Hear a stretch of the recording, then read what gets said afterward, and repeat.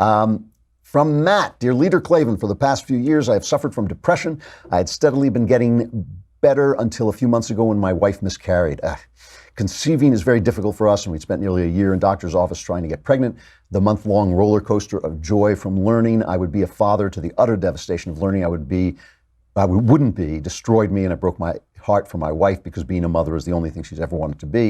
And as hard as this may be to believe, drowning myself in whiskey every night isn't helping matters.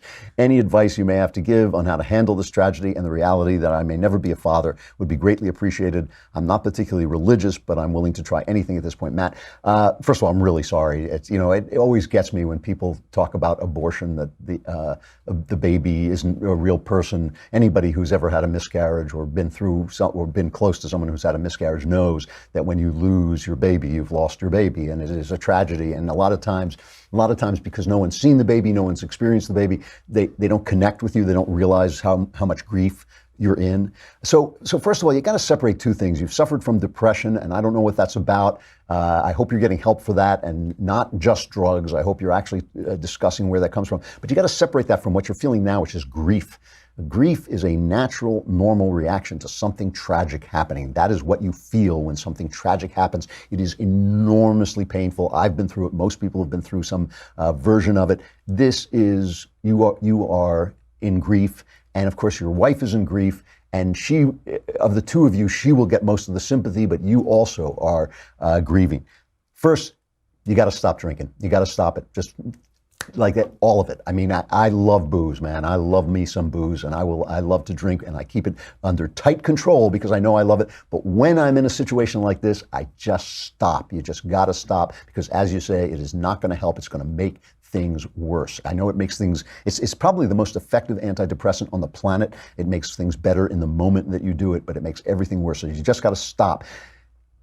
I have said this before, but I say it again. Grief is a desert that has to be crossed on foot. It takes time. That is what gets you through grief. And the important thing about while you're getting through grief is you are actually traveling across an expanse. So you have to picture it that way. You're traveling across a barren, painful, ugly expanse, okay? And the question is, where are you going?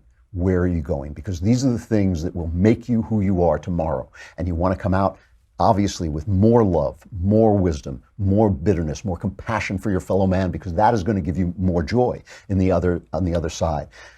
For me, in periods of grief, God is like my guiding star. I just keep my eye on him and I keep moving toward him, and slowly you get across. It sucks. What happened to you sucks. Things happen in life that suck. This is one of them.